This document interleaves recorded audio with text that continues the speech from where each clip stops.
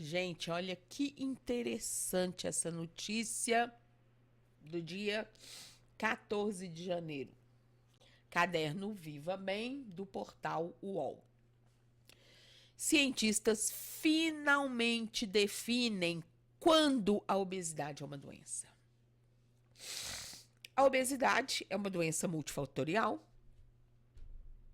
e o simples fato de você estar acima do peso é motivo para você ser considerado obeso.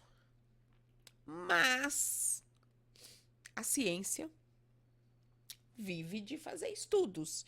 E estudos recentes mostraram que não é bem assim. Não. Vamos descobrir agora com a tia Dedri o que tá rolando. Qual é o babado? A partir desta terça-feira, 14 de janeiro de 25, muita coisa deve mudar no entendimento do que é obesidade. Você tá 5 quilos acima do seu peso, seu médico já te considera obeso, né? E você pesa 400 quilos, então te tratam igual como quem tem 10 quilos a mais. É um inferno isso. E na forma como ela é diagnosticada? Após uma longa espera, sai finalmente o resultado do trabalho de uma comissão composta por 58 especialistas do mundo inteiro para definir o que é obesidade clínica. Eles trabalham arduamente nisso há exatos 3 anos. Em outras palavras, agora a ciência determina quando ter excesso de gordura no corpo é uma doença, derrubando alguns conceitos e preconceitos e ajudando os sistemas de saúde a priorizar quem realmente precisa tratar essa condição.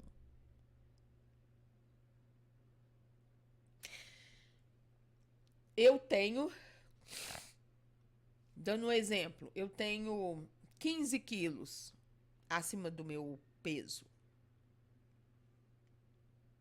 Mas eu não tenho pressão alta, eu não tenho isso, não tenho aquilo.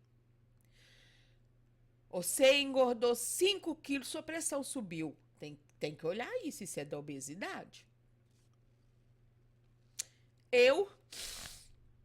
Nada funciona em mim por causa da minha tireoide. Então, se eu fosse magra, eu teria os mesmos problemas. Mas os médicos imputam a obesidade. E agora esse estudo veio dizer, é ou não é? Tudo que você tem é porque você está gordo? É porque seu corpo está inflamado? Todo mundo que está gordo, que tem o corpo inflamado, tem esses sintomas? Tem pressão alta? Tem diabetes? Tem isso, tem aquilo? É isso que eles foram estudar. Bom, os profissionais de saúde envolvidos em uma comissão criada para isso, pela revista Não Sei Ler, que inclui ainda 2 pacientes, chegaram a 18 sinais capazes de indicar quando obesidade é doença em adultos e outros 13 sinais em crianças e adolescentes. O artigo, publicado no dia 14, vai ser apresentado a médicos e cientistas ao redor do globo, do mundo, em videoconferência com duração prevista de 3 horas, marcada, já ocorreu, dia 16. Que dia que é hoje? 26. E essa videoconferência foi dia 16, perdão. Um exemplo de conceito que pode despencar com a divulgação do estudo, o de que o IMC, índice de massa... Eu estou soluçando. O índice de massa corporal serve para dizer quem tem e quem não tem obesidade. E pior, qual a sua gravidade. Vá pegando a fita métrica, por exemplo, porque ela promete ter muito mais valor do que esse cálculo. E, de certa forma, pode desbancar até a balança. Então, além de desbancar o IMC, o peso também vai ser desconsiderado. Eles vão passar a medir sua pança. Tô fodida.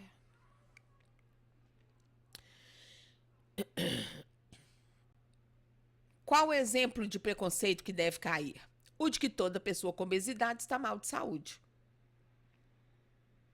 Isso aí a gente já sabe que é mentira.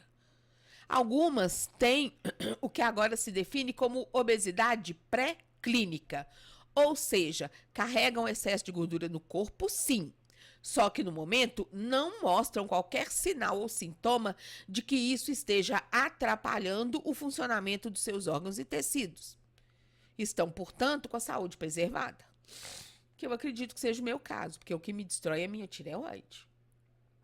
Foi quando a tireoide parou de funcionar que eu desenvolvi todos os meus problemas de saúde. Eu já estava obesa e eu já era obesa. Não pode falar obeso mais, não. Não, pode ainda? Sei lá. Eu já estava gorda pra caralho, mas tudo funcionava bem. Inclusive em termos de mobilidade. Eu não tenho problema nenhum com a minha higiene pessoal, mesmo gordo igual eu tô. Mas vamos lá. Obesidade pré-clínica é sobrepeso, então. Nada disso. É obesidade mesmo.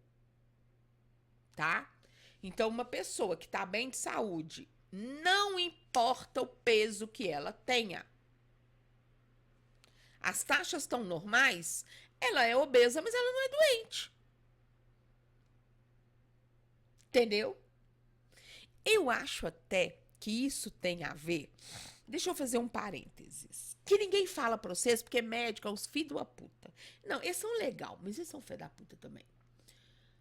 O risco maior para problema no coração, eu sempre esqueço o nome desse trem. Gente, eu tô ficando velho, eu tô ficando terrível. O gordo, ele tem um maior risco para infartar. O gordo infarta mais que o magro. Olha só, não significa que mais... como é que eu vou explicar? Se você não tem o gene do problema do coração, a obesidade não vai te afetar nisso não, tá? Então, assim, gordo e magro que tem problema, que tem na genética o risco aumentado para problema coronariano. Se você engorda muito, esse risco aumenta muito. Mas não significa que o magro também não vai infartar. Beleza? Beleza. Das pessoas que infartam, a maior parte, então, é o gordo, é o obeso. Mas aí, magros também infartam. Então, agora nós temos aqui gordos e magros obesos, infartados. Quem sobrevive a infarto? O gordo sobrevive mais que o magro. O nome disso é, se não me engano, paradoxo da obesidade. Me perguntem aí se quiser saber que eu escrevo. Então, o gordo infarta mais e a taxa de sobrevivência dele é maior que a do magro. Também baseado em estudos científicos. Não é achismo de médico, não, tá? Eu tenho, inclusive, alguns estudos sobre isso. Se quiser, mando também. Então, eu acredito que isso pode ter sido levado em consideração nesse estudo de agora. Porque, nossa, obesidade mata. Gente, infartou, ser magro mata. O gordo vive mais quando ele tá infartado. Mas ninguém fala isso pra gente. Então, é claro, por isso que chama paradoxo da obesidade, paradoxo do não sei o que lá, porque é um paradoxo, né? O gordo tem mais chance de infartar, mas aí ele tem mais chance de sobreviver que o magro. É sinal que a obesidade, que havia um olhar distorcido sobre a obesidade como fator de morte, sei lá o quê. Mas vamos continuar aqui. Então, a obesidade pré-clínica é só sobrepeso, porque a pessoa ainda está com as taxas normais? Não. O estudo fala que é obesidade mesmo, diz para o médico Ricardo Cohen, confessando que por ele a palavra sobrepeso seria arriscada para sempre, até porque ela lembra peso e não é disso que se trata. Tomou, papuda? Não é o peso da pessoa que importa. Tomou, papuda? Obesidade é excesso de adiposidade, isto é, gordura corporal para valer, que especialmente no abdômen, tô fodida, é capaz de ser um perigo. Peso pode ser outra história. O que mais que essa notícia fala? Ali estava falando só do moço. Bom, ele viu a ideia da comissão nascer quando participou de uma acalorada discussão em 2021. E aí ele conta, eu e alguns colegas estávamos inconformados. Passava o tempo e os critérios sobre obesidade continuavam os mesmos, imprecisos e obsoletos. O médico que determina que você tem que emagrecer para você melhorar, ele está determinando isso com base em, vamos ler de novo, critérios imprecisos e obsoletos. Foi aí que um deles, que mora em Londres, resolveu agitar o pessoal para então fazer essa pesquisa. Isso porque a publicação britânica, que é a revista que financiou isso, tem uma série de comissões científicas para discutir tópicos que ou são controversos ou são bastante atuais. A obesidade seria as duas coisas, diz o médico, que nos ajuda a entender o que pode mudar. Como deverá ser feito o diagnóstico? Foi ainda na década de 70 que a Organização Mundial de Saúde adotou o IMC para avaliar quem tem obesidade e quem não tem. Mas o cálculo não dá a menor noção de quanta gordura está acumulada no corpo, muito menos onde ela se concentra. Talvez você encontre duas pessoas com o mesmíssimo resultado de IMC. Seriam 2 casos de obesidade grau 1 por esse jeito velhusco de olhar. No entanto, uma delas pode ter, de fato, uma circunferência abdominal larga, acumulando bastante gordura na região da barriga. E a outra, quem sabe, é uma atleta cheia de pesados músculos. Logo, são incomparáveis. Ele e seus colegas não levantaram essa bola. Ela vem quicando faz tempo nos congressos de medicina. Todo mundo reclamava desse modo de diagnosticar o indivíduo, mas ninguém fazia nada de diferente. O artigo publicado propõe que o IMC seja complementado por pelo menos uma medição corporal. Ou, se preferir, você pode até deixar ele de lado e fazer, em compensação, 2 tipos de medição. Apenas em pessoas com IMC acima de 40 é que dá para deduzir que existe obesidade sem pegar a fita métrica. Mas se o seu IMC é abaixo de 40, para vocês terem ideia, você sabe o tanto que eu sou gorda pançuda. O meu IMC estava em 39, se não me engano. E olhe lá, porque ainda assim, com o IMC acima de 40, ainda existem exceções. A primeira opção de medida corporal é o da circunferência abdominal. Tô ferrada. Para checar se está acima dos valores saudáveis, que podem variar de acordo com sexo, idade e etnia. Eu gosto muito de mencionar isso, que as pessoas... Somos todos iguais. Não somos. Pretos, brancos, amarelos, indígenas, asiáticos, europeus. Temos condições fisiológicas diferentes entre nós. Nós não somos iguais nem aqui nem na China. O que nós podemos afirmar é que nós não somos inferiores nem superiores, uns entre os outros. Mas somos diferentes sim, e não é pouco não, é muito. Mas vamos lá. O caso não é esse aqui não, tia Dri. Mas, se você quer ter uma ideia genérica, assim, por alto, a OMS fala que o melhor seria a cintura das mulheres não ultrapassasse 88. 88 é muito pouquinho. Tá bom. E dos homens, 102. Você também pode medir a cintura para ver se ela é, no máximo, a metade da sua altura. Fudeu de novo. Ah, gente, é um segundo jeito, tá? Ela tem que ser ou até 88 para mulheres, 102 para os homens, ou então metade da sua altura. Eu tenho 1,5 m, minha pança tinha que ter 75. Ah, vamos mudar de assunto. Há uma terceira medição, conhecida por índice cintura-quadril, ou seja, o valor da circunferência abdominal seria dividido pela medida do quadril. E aí há tabelas aí para você conferir o resultado. E um último modo de diagnosticar a obesidade, dispensando todos os outros, é um exame de imagem, o DEXA, que avalia a quantidade e a distribuição de gordura corporal. Mas, claro, esse método é o menos acessível.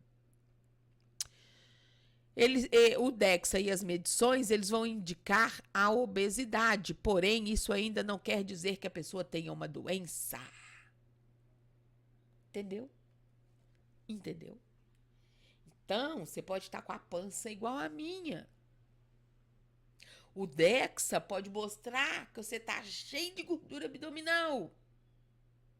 E ainda assim você não ter obesidade. Porque obesidade é que é doença. Você é gordo. Você é gorda. Os 18 sinais da obesidade clínica. Isso é muito interessante, porque eu não tive nenhum desses sinais até a minha tireoide começar a dar bizil. Bom, vamos lá. Não é sobre mim, né, gente? Desculpa aí. Segundo o médico, uma vez constatada a obesidade, a pessoa deverá ser avaliada por um médico para ver se apresenta algum dos sintomas capazes de entregar órgãos ou tecidos que deixaram de funcionar como deveriam por causa da infiltração de gordura. Saiba a seguir do que os autores estão falando. Os 18 sinais em adultos. Dor de cabeça recorrente ou perda de visão, que pode ter a ver com a pressão intracraniana aumentada. Não tem, nunca tive.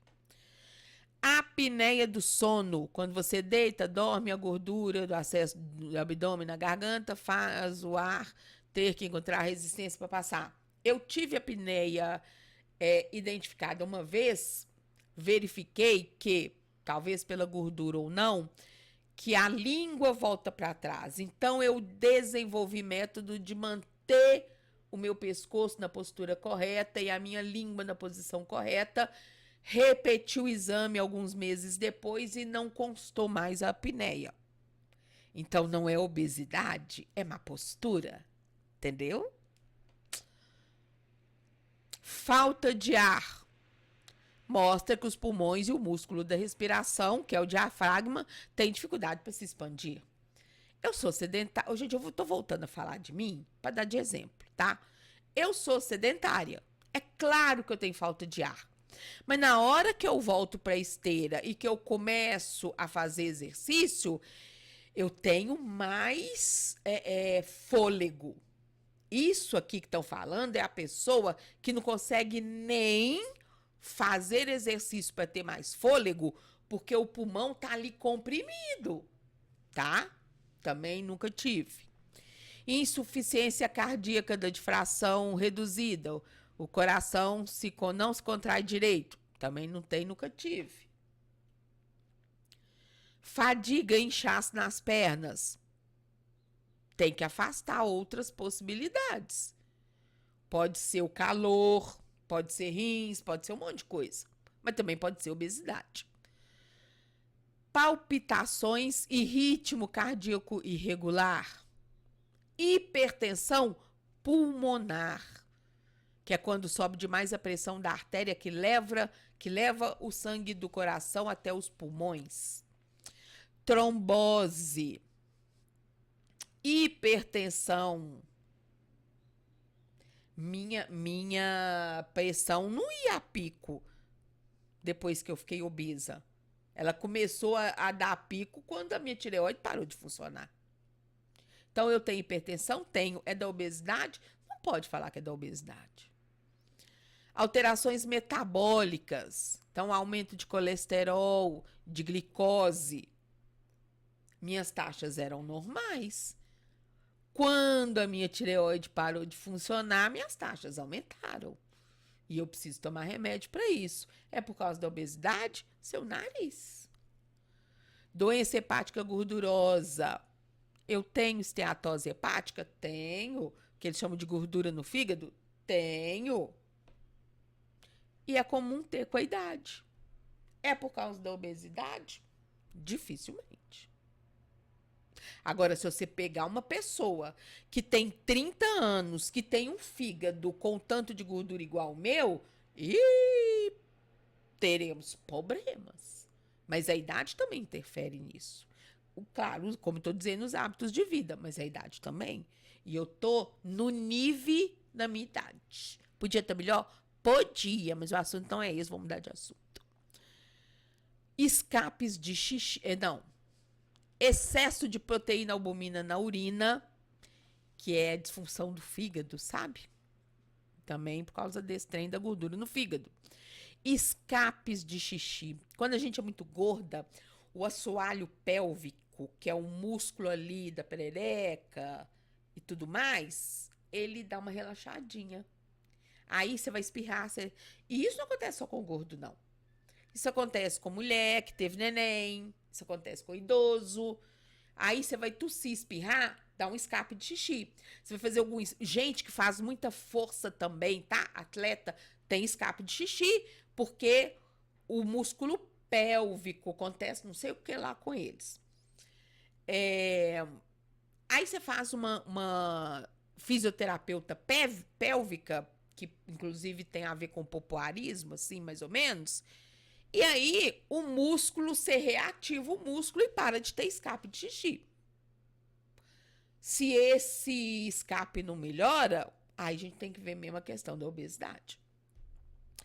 Menstruação irregular, falta de ovulação e síndrome de ovários policísticos. Problemas.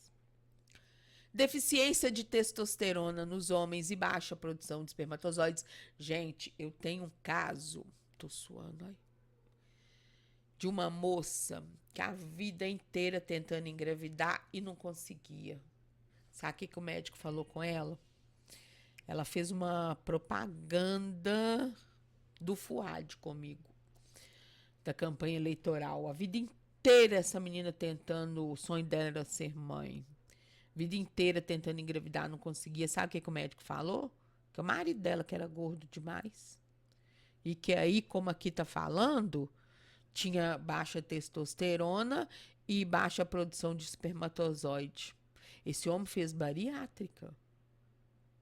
Esse homem, ó, secou. Pergunta se ela engravidou. Não. Porque o problema não era a obesidade do cara, porra. Olha que sacanagem. Bom, mas enfim, depois ela fez tratamento, aí conseguiram engravidar. Mas sim, obesidade pode afetar isso? Pode. Significa que né? É obeso, vai ter, se tá, não consegue engravidar porque o cara é obeso? Não necessariamente. Dores nos joelhos ou na bacia. Acabei de participar do ensaio do desfile aqui, que a amiga, corpão, linda, toda dentro dos padrões, tá com o quadril regaçado. E aí? É obesa? Linfedema causa inchaços e dores crônicas, mas também pode ter outras causas, não necessariamente obesidade, porque eu conheço gente bariatricada que tem linfedema. E limitações em atividades básicas do dia a dia. Se a falta de mobilidade dificulta tarefas como tomar banho, se limpar depois de fazer cocô, vestir-se e outras. Nada disso aqui aconteceu comigo depois da obesidade. Minto. O joelho regaçou por causa de um tombo que eu levei. Mas tem magro também com o joelho, sabe? Não há nada no histórico de uma pessoa que determine que foi a obesidade que causou aquilo. Então, você não pode falar que ela é obesa, que ela é doente. Agora, se você, né, eles vão fazer lá o exame, vão ver seu coração tá comprimido, seu pulmão tá comprimido, né? Seus ovários ali, tá, sei lá, tá cheio de gordura, sei lá como é que mede esses trem. Aí você é um obeso, aí você tá doente, filho. Vocês estão entendendo mais ou menos o que eu tô querendo falar? É isso. A gente tem tudo isso que tá aqui. Esses 18 coisas aí. E mas você é magro. Você é doente. E você não é obeso. Você é obeso. E tem alguma dessas coisas e pode não estar relacionado com o seu excesso de peso. Agora, você é obeso e tem esse tantão de coisa aqui, aí tem que começar a ficar de olho, né? Então, o que eu achei interessante nesse estudo não é IMC, não é o peso na balança, é quais sinais clínicos você tem de que as coisas não estão funcionando legal. E se as coisas não estão funcionando legal, vamos medir aqui sua pança para ver se pode ser isso? Mediu a pança, é isso? Eles vão mandar você emagrecer. Se você emagrecer, você melhorou? Se você não melhorou, processo médico. Simples assim. Porque eu falo com meus médicos. Falava, agora eu não preciso mais. Pois é, né? Tem que emagrecer. Se emagrecer vai melhorar? Claro que vai. Falei, então põe no papel fazendo favor. Faz um relatório aí pra mim, que aí eu vou gastar muito dinheiro com academia, com massagem, com suplementos, com não sei o quê, com isso, com aquilo, vou emagrecer. Aí, se eu não melhorar, eu vou ter que processar o senhor. Aí eles não põem relatório. Eles não entregam pra gente papel assinado, escrito isso, não. Engraçado, né? Não é a obesidade que tá fazendo mal? Uai, gente, então bota no papel, né? Não, eles não põem. Enfim, aí fala aqui que são 3 critérios nas crianças. O estudo não entra no mérito do tratamento, se deve ser com remédio, com cirurgia ou com mudança de hábito de estilo de vida. Por enquanto, até agora, ele apenas identificou que a obesidade não é peso e IMC. E eu já acho isso um avanço tremendo. Só deixa claro que não importa a idade, quando a obesidade é clínica com sintomas, ela precisa ser tratada. Se você é obeso e não tem sintomas, você não tem que emagrecer. Traduzindo, né? Vamos repetir? Não importa a idade. Quando a obesidade é clínica, ou seja, quando há sintomas daqueles 18 que nós falamos, ô filha, aí você vai ter que emagrecer. Agora, se não tem, pega uma Thaís Carla, que é uma monstra de gorda. A mulher vai muito bem, obrigada. Então, foda-se pra gordura dela. Deixa a mulher viver. Vocês entenderam? E quem tem obesidade pré-clínica, né? Porque essa aí já é obesidade clínica, que apresenta aqueles sintomas lá. Quem tem excesso de adiposidade? Eu, gorda, pançuda. Mas nenhum dos sintomas listados, em princípio, não tem motivo para fazer um tratamento contra a obesidade do ponto de vista médico.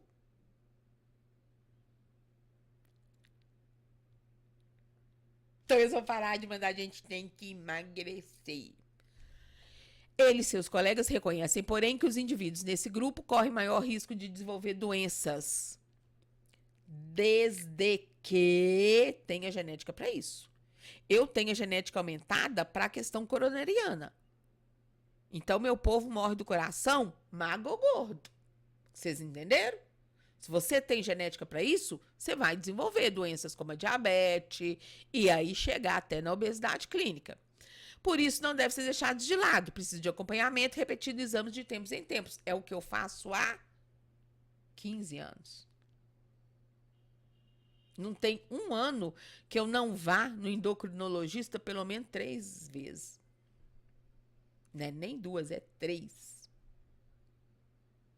E é por causa da obesidade? Não, é por causa da minha tireoide. Gente, que delícia chegar agora, a hora que os médicos mandaram a gente emagrecer. Eu falei, doutor, o senhor tá desinformado. Bom, vamos lá. Acho que é isso, né? Bom, avaliar o risco e diminuir o estigma. Com todos esses critérios, o que o estudo busca é descobrir o risco de cada um. À frente da fila para tratamento não deve estar quem simplesmente chegou primeiro, mas quem tem a obesidade clínica, que são aqueles sintomas com a pança grande. E, entre essa gente, devem estar priorizados aqueles com maior número de sintomas ou com sintomas mais graves. Assim como, em um segundo momento, podem ser priorizados indivíduos com obesidade pré-clínica, mas que tenham, por exemplo, histórico familiar de doença de coração, no caso. Mas pré-clínica ainda, não sou obesidade clínica.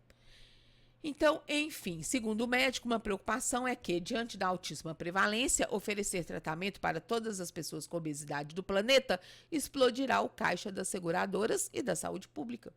Nesse contexto, selecionar aqueles pacientes que precisam de tratamento mais urgente é uma forma de aliviar os custos e viabilizar o cuidado, de dar conta, né, de resolver a questão.